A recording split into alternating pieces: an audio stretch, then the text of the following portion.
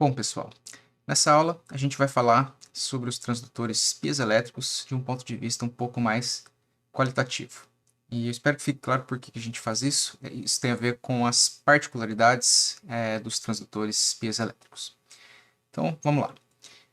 Os transdutores piezoelétricos são transdutores capacitivos que utilizam aí como princípio de transdução ou de transformação dos esforços mecânicos em um sinal elétrico o efeito piezoelétrico. E o que é o efeito piezoelétrico?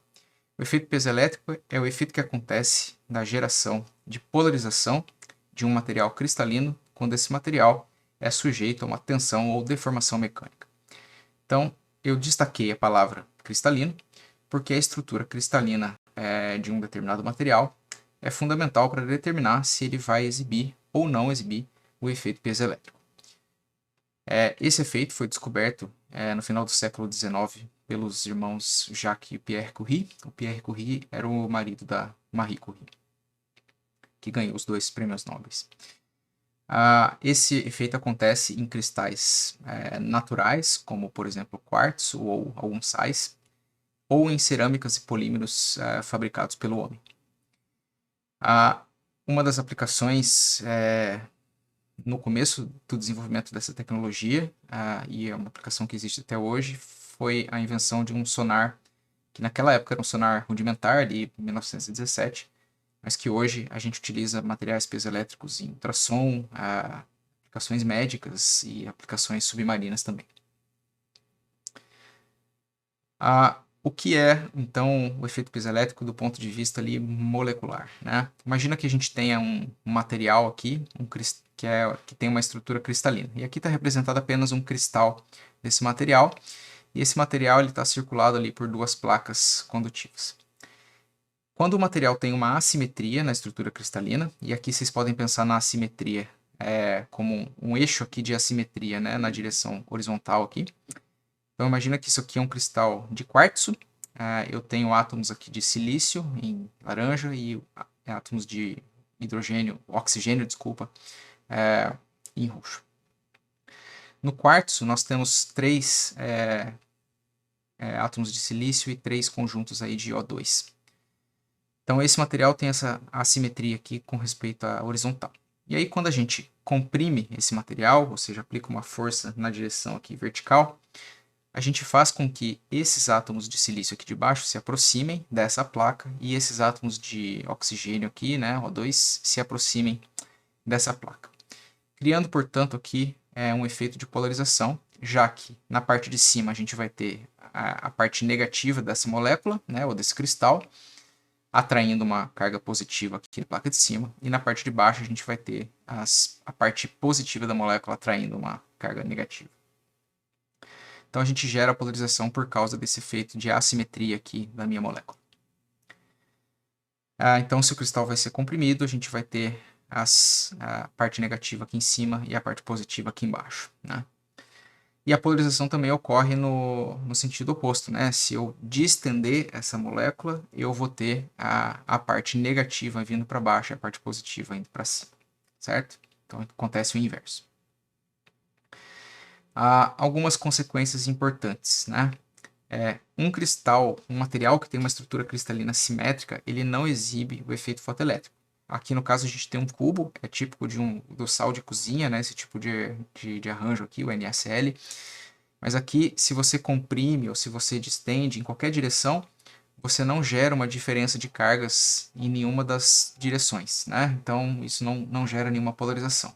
Basicamente, o cristal se mantém apolar, né? Ele não tem nenhuma polarização em nenhuma direção.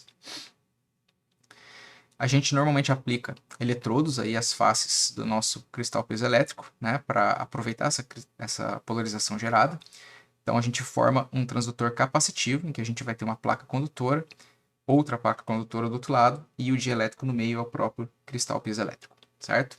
E quem polariza esse capacitor é o próprio cristal piezoelétrico.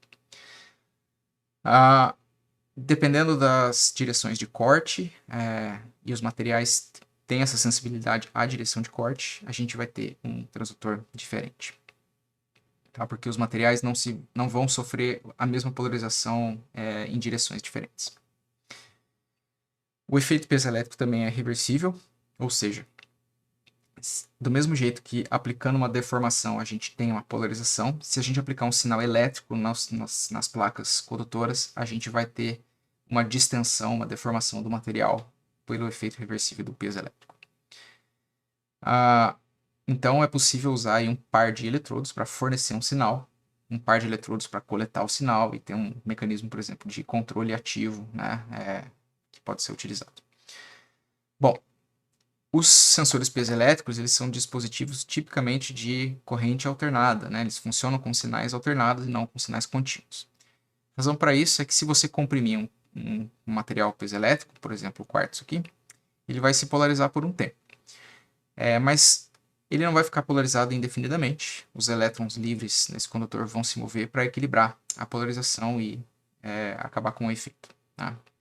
Então, se você aplica uma tensão mecânica constante, por exemplo, aperta o material, ele vai se polarizar por um tempo, mas depois ele vai se despolarizar, porque os elétrons livres vão se mover de forma a equilibrar a estrutura cristalina. No entanto, se você aplicar um sinal alternado, né, se você ficar comprimido e distendendo o material, ele sempre vai ter o efeito piezoelétrico. Por isso que o efeito piezoelétrico ele é importante quando a gente tem sinais de força aplicados ao cristal alternados, certo? Ou sinais elétricos que são aplicados ao cristal de maneira alternada. Alguns materiais que exibem efeito piezoelétrico, né? Alguns cristais naturais que ocorrem na natureza, né? Como o quartzo, sal rochelle. Uma das aplicações antigas do quartzo era fazer relógios, né? Fazer osciladores que tivessem uma taxa de oscilação constante, na qual você conseguisse marcar o tempo com elas, por isso alguns dos relógios antigamente eram feitos com cristal de quartzo.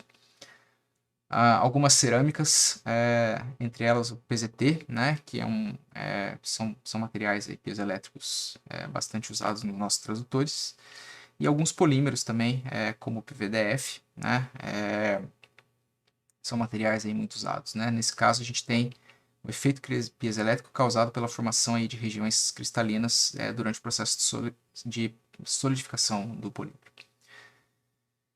Aplicações em acústica e vibrações. A primeira aplicação, a gente já viu lá na tarefa, né, na prova da unidade 2, era o acelerômetro.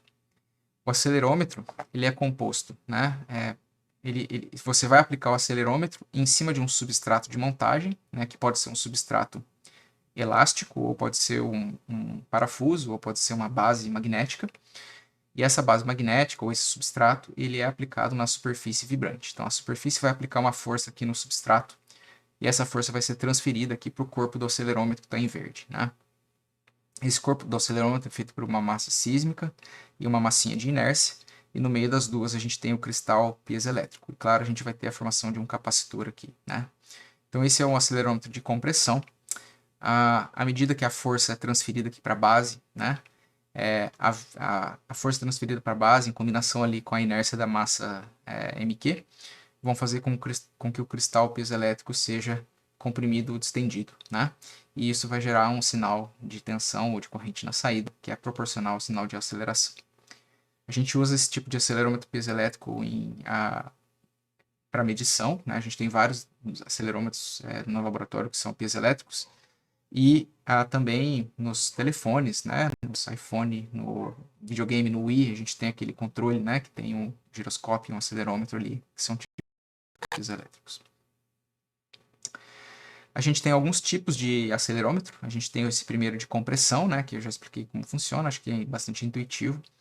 E a gente pode ter aquela massa MQ e o material piezoelétrico aplicado de uma determinada forma, que a base vibra e a massa vai vibrar nessa direção, fazendo com que o cristal piezoelétrico sofra um cisalhamento. Então, esse é o tipo de acelerômetro talvez mais comum, que é o famoso delta shear. A gente tem 3 cristais piezoelétricos aqui organizados em um triângulo, né? Então, isso lembra um delta, por isso ele é chamado de delta shear.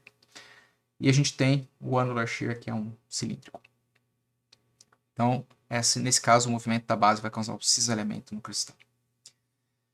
A gente tem microfones piezoelétricos também, né, com eletrodos ali na superfície. A gente pode aplicá-los na gravação na superfície, né? Aplicar um microfone na superfície de um instrumento musical, por exemplo, para poder gravar. A, a gente tem a aplicação, desculpa, de materiais piezoelétricos em ultrassom, também é muito utilizado, até por conta do acoplamento mecânico-acústico do sensor com o tecido do nosso corpo. Isso faz com que os piezoelétricos sejam bastante utilizados, tá? E a gente pode fazer materiais piezoelétricos também com alto-falantes, né? No caso, o princípio aqui é similar ao do microfone ou até do acelerômetro, mas a grande dificuldade aqui é a pequena excursão que é necessária ali no alto-falante, né? No caso, a gente precisa de uma excursão grande, o material tipicamente dá uma excursão baixa.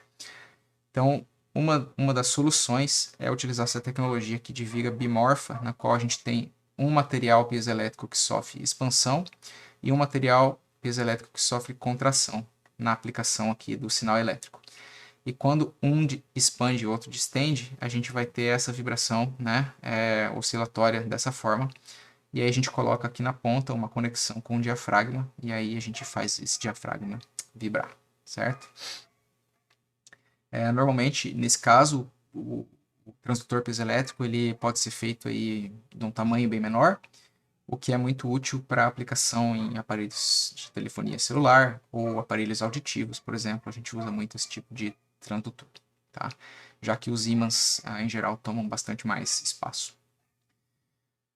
E a gente tem algumas propriedades dos materiais piezoelétricos. Eu queria destacar duas delas aqui. A constante de piezoeletricidade, que na verdade não vai ser uma constante apenas para determinado material, mas vai ser uma matriz de constantes, já que a gente vai ter que levar em conta as compressões nas direções x, y e z, que vão formar a diagonal da minha matriz, e o cisalhamento também xy, yx ou zx e etc.